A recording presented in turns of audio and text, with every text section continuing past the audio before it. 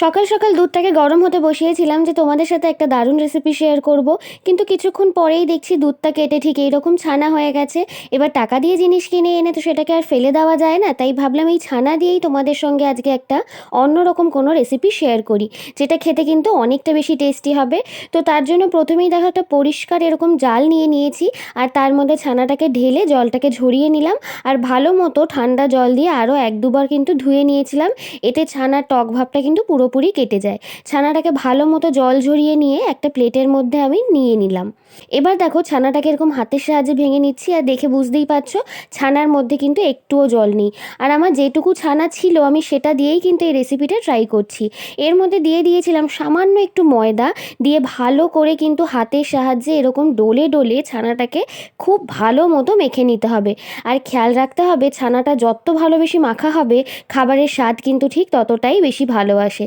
তো অনবরত ঠিক হাতের এই তালুর সাহায্যে ডলে ডলে কিন্তু ছানাটাকে আমি খুব ভালো মতো মেখে নিচ্ছি। ছানাটা ভালো মতো মাখা হয়ে গেলে দেখবে যে থালা বা প্লেট যেটার মধ্যে করে মাখছো সেটা থেকে কিন্তু খুব সুন্দরভাবে ছেড়ে আসে।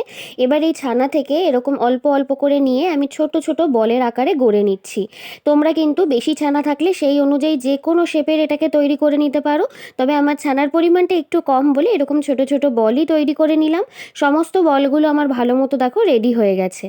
এবারে নিয়ে নিয়েছি একটা কড়াই, আর এই কড়াইয়ের মধ্যে আমি দিয়ে দিলাম কিছুটা পরিমাণ জল, আর তারই মধ্যে দিয়ে দিলাম 1 কাপ মতো চিনি। চিনিটা ভালো মতো জলের সাথে গুলে গেলে চিনির রসটা কিন্তু একটু ফুটে আসলেই আমি একে একে এই বানিয়ে রাখা ছোট ছোট রসগোল্লাগুলোকে এর মধ্যে দিয়ে দিচ্ছি। আর এটা কিন্তু আমি তৈরি করছি আজকে রসমালাই, যেটা কিন্তু খেতে অনেকটা বেশি টেস্টি হয় আর ছোটোবেলার খুবই প্রিয় একটা জিনিস। রসের মধ্যে এই বলগুলোকে দেওয়ার পরেও কিন্তু আমি বেশ ভালো মতো নেড়ে চেড়ে নিয়ে কিছুক্ষণের জন্য ভালো মতো এই রসের মধ্যেই বলগুলোকে ফুটিয়ে নিচ্ছি। তো এখানে দেখতেই পাচ্ছ এই রসের বলগুলোও কিন্তু একদম তৈরি হয়ে গেছে। এবার ওই কড়াইয়ের মধ্যেই আমি আরও কিছুটা পরিমাণ দুধ দিয়ে দিলাম, আর দুধটা দেওয়ার পরে কিন্তু এই দুধটাকে অনবরত নেড়ে চেড়ে ভালো মতো জাল দিয়ে যতটা পরিমাণ দুধ তার অর্ধেক করে নিতে হবে। দুধটা এরকম ফুটে আসলে চারিদিকে যে সরগুলো তৈরি হবে সেই সরগুলোও কিন্তু এই দুধের সাথে ভালো করে মিশিয়ে নিতে হবে। এই রকমভাবে নাড়াচাড়া করতে করতে দুধের রঙটা যখন একটু হলদে রঙের চলে আসবে আর একটু গাঢ় হয়ে আসবে, তখন আমি এর মধ্যে দিয়ে দিলাম পরিমাণ মতো চিনি। আর দুধটা আরও একটু তাড়াতাড়ি ঘন করার জন্য আমি এর মধ্যে দিয়ে দিয়েছি গুঁড়ো দুধ, আর তার সাথে দিয়ে দিয়েছি 2টো এলাচ। দিয়ে আবারও কিছুক্ষণ কিন্তু নেড়ে চেড়ে জাল দিয়ে নেব। ভালো মতো দুধটা ফুটে এসে এরকম অর্ধেক হয়ে এসছে।